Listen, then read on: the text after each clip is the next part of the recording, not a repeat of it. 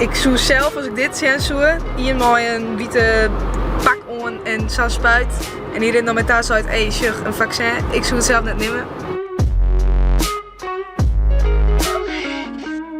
Vorige keer ging dus eerste aflevering over het coronavirus. De eerste aflevering van Pluimpraat gaat over de coronamaatregelen. Toen heb ik mij inenten litten in het virus.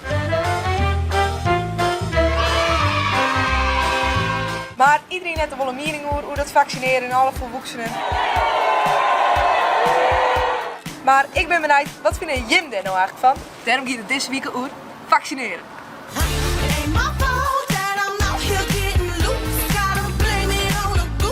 Ik weet hoe het bij het feesten! Ik weet het gerne mooi. Net wat is vaccineren eigenlijk? Volgens mij zit er al een beetje van de ziekte zelf in die prik, zeg maar. En dan kan die lichaam erom wennen, volgens mij. Dat is dan een prikkriest en er zit al een beetje van een bepaald virus zit er al in. En dan heeft het minder snel kans om het te krijgen of er was er net meer ziek van. Dus kwam er binnen nog wat krekt iepen en we hebben nu al wel les van het coronavirus. Bijvoorbeeld in Gautum, Lekkum, Hommets. Daar hebben alle jaar al klassen door huis te moeten wegens een corona-uitbraak. Het houdt me net op. Het houdt niet op, niet vanzelf. Ik ben hier te Germoy meest bij de vaccinatielocatie in Lauwert en GGD Friesland. Wat is dat precies? Nou, GGD Friesland is eigenlijk de publieke gezondheidszorg in Friesland. En GGD Friesland probeert eigenlijk voor alle Friezen te voorkomen dat ze ziek worden.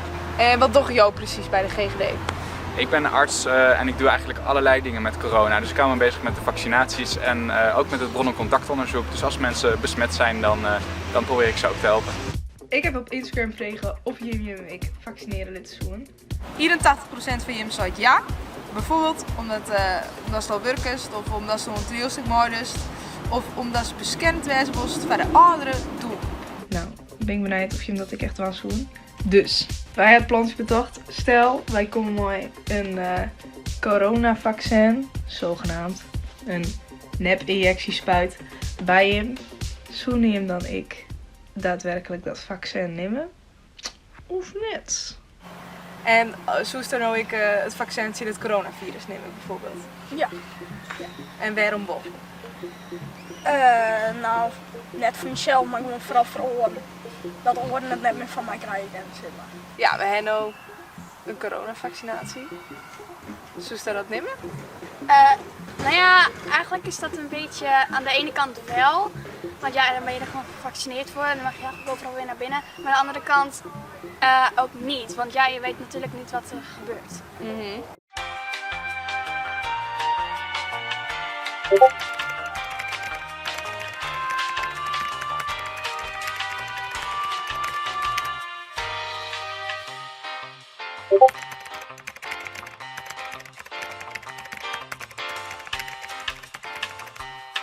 Hey Marije, leuk dat we er eenmaal is. Doop is dus gevaccineerd. Kan je er wat over vertellen?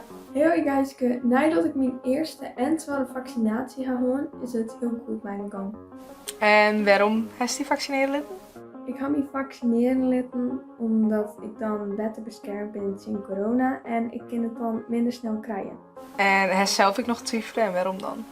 Ik ga eigenlijk net twijfelen om me te laten vaccineren, want ik vind het heel fijn dat ik bij de prikking daarvan heb. En hier is ik last van het vaccin na de tijd.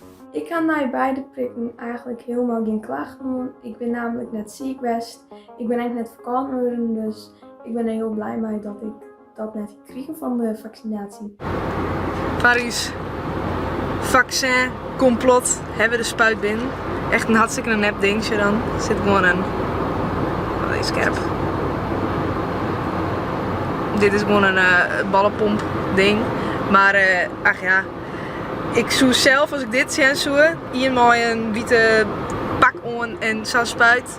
En hierin dan met daar zo uit, hey, sjuch, een vaccin. Ik zoek het zelf net nemen. Ik zou dit net echt helemaal vertrouwen, maar ik ben benieuwd wat de benen van denken. Want ja, als zo is van, oh, ik zou het vaccin wel nemen en wij komen een ontzettend mooi vaccin. Zou ze het wel of net? Daar komen we nou achter. Bij u in het complot zit It, Yes! uw stagiair. En Dogies doet de band prikken. Nou, Ja. is het tijd om de outfit om te doen, denk ik. Helemaal goed, doe maar. Yeah! Hoe zei ze dus dat je hem, nou ja, erop zit te tinken om een vaccinatie te nemen? Nou, hij goed nice Jim. Want wij hebben hier. Nou, doe maar. Hallo! Je hebt geen kleer staan en dan kun je hem de prik krijgen. Zul je hem dit nog doen of net? Nee. Nee, net? Waarom net? Nou ja, eigenlijk is dat een beetje aan de ene kant wel. Want ja, dan ben je er gewoon gevaccineerd voor en dan mag je eigenlijk overal weer naar binnen. Maar aan de andere kant ook niet. Want ja, je weet natuurlijk niet wat er gebeurt. Maar zie dan, hij zit er zo wetenschappelijk uit. Dit soort stuff. Ja, ik weet net. Ja. En bij twijfelstop. Nou, of het wel eerst zien of het wel echt goed voor je is. Dat ik eerst nog even wacht.